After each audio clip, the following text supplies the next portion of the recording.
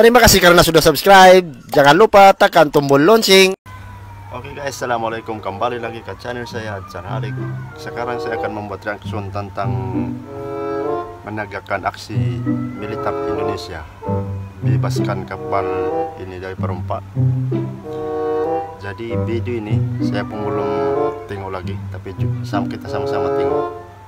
Ada orang yang request untuk reaction tengok video ini.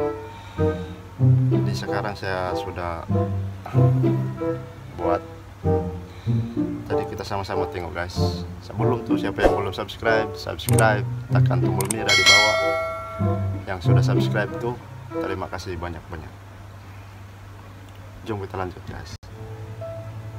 Alinea keempat pembukaan Undang-Undang Dasar Republik Indonesia dengan jelas menyebutkan bahwa melindungi segenap bangsa dan seluruh tumpah darah Indonesia adalah tujuan negara kesatuan Republik Indonesia.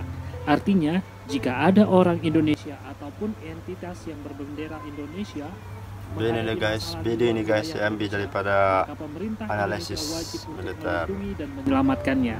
Oh ini kapal samudra.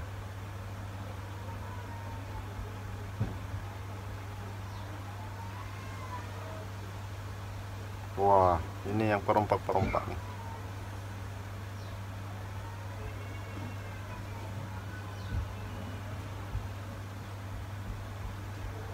Indonesia tegas tidak.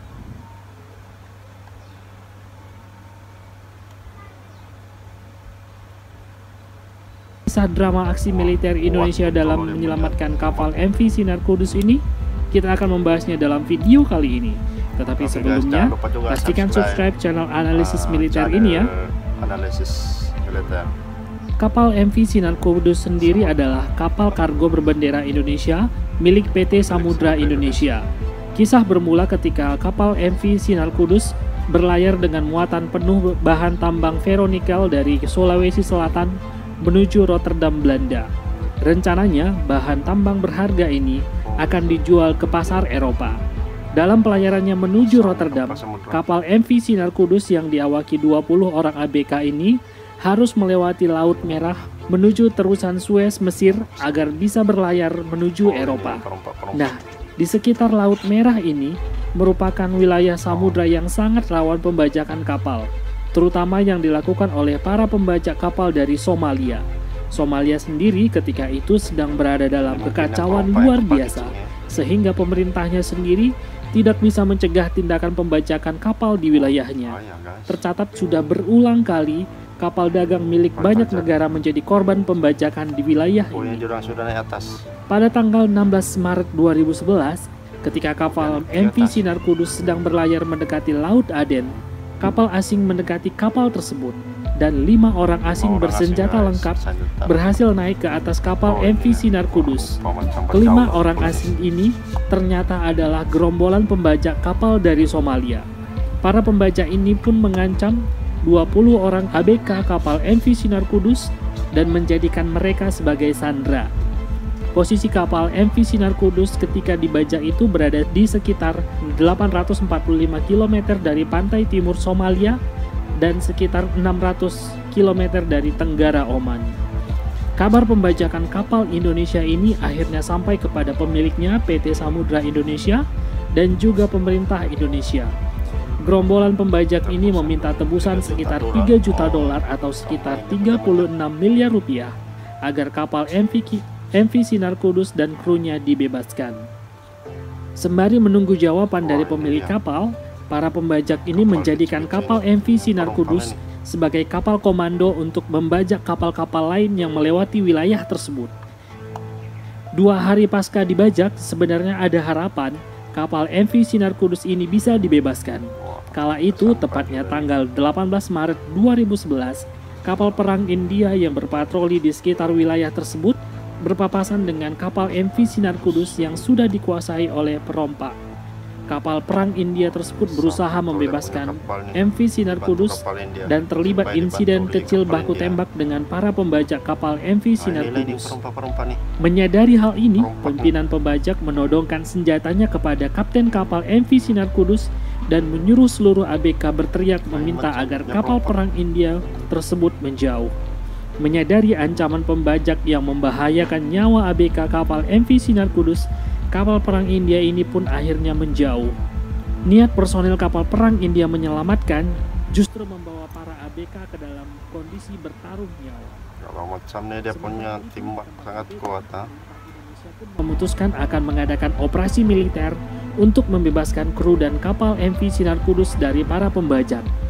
2 hari pasca pembajakan, militer Indonesia membentuk Satuan Tugas atau Satgas Merah Putih yang terdiri dari 2 kapal frigat KRI 355 Abdul Halim Perdana Kusuma dan KRI 353 Yosudarso, helikopter serang BO 105 dan pasukan khusus yang terdiri dari Kesatuan Marinir, Kopassus dan Kopaska.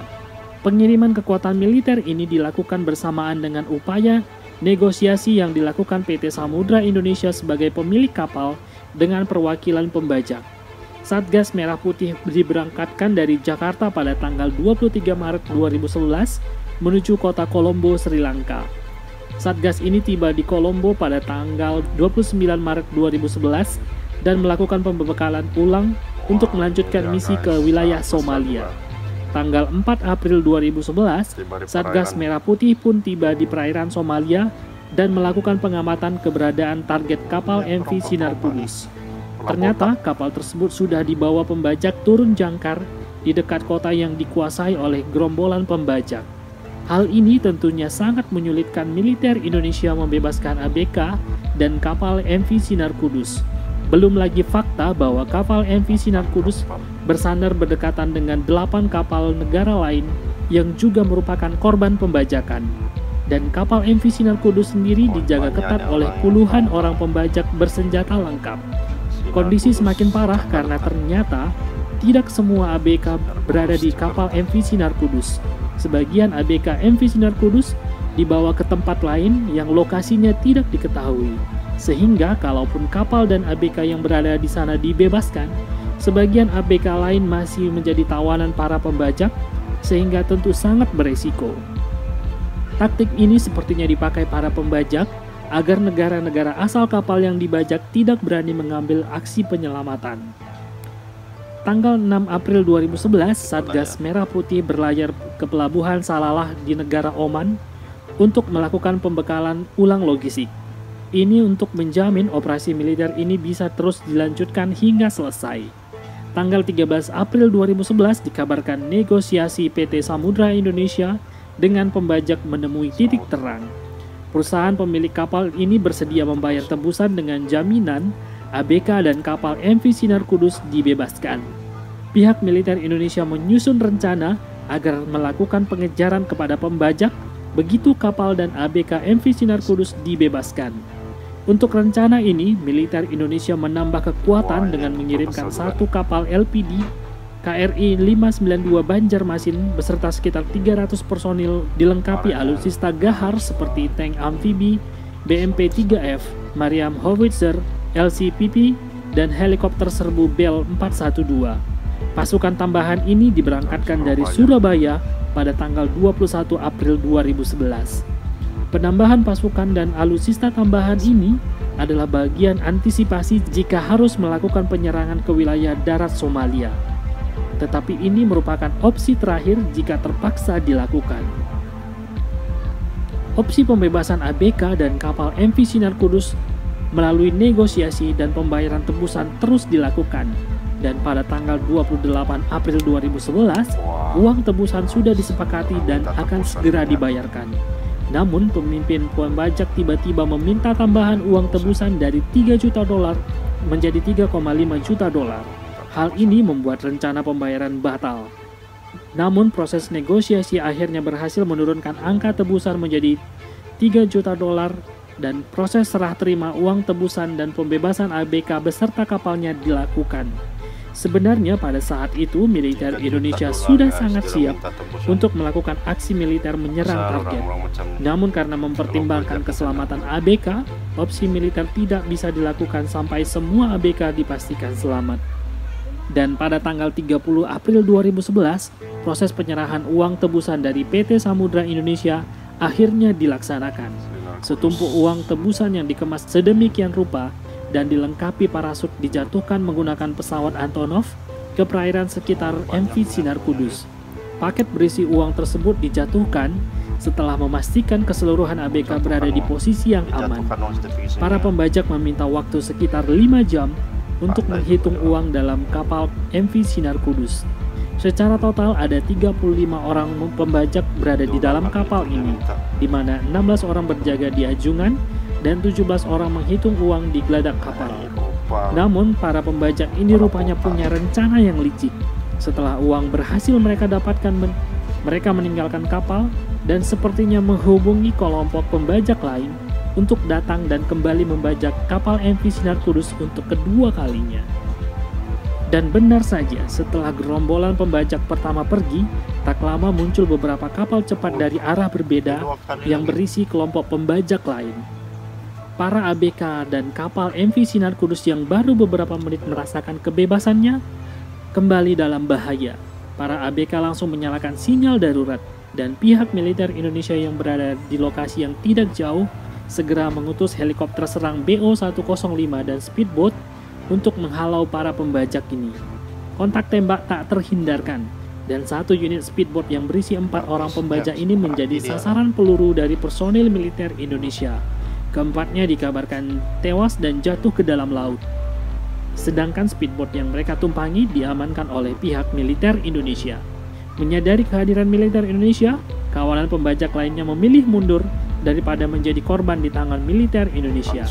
Sehingga ABK dan kapal MV Sinar Kudus akhirnya bebas dan berlayar ke Oman dikawal oleh kapal perang Indonesia.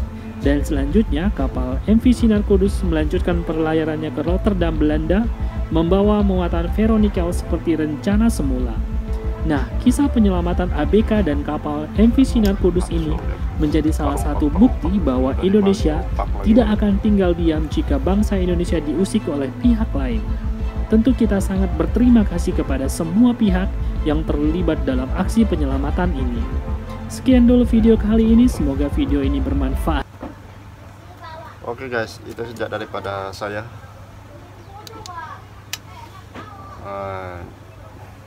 Memang perompak ini sangat berani juga, tapi susahlah dia orang punya kerja.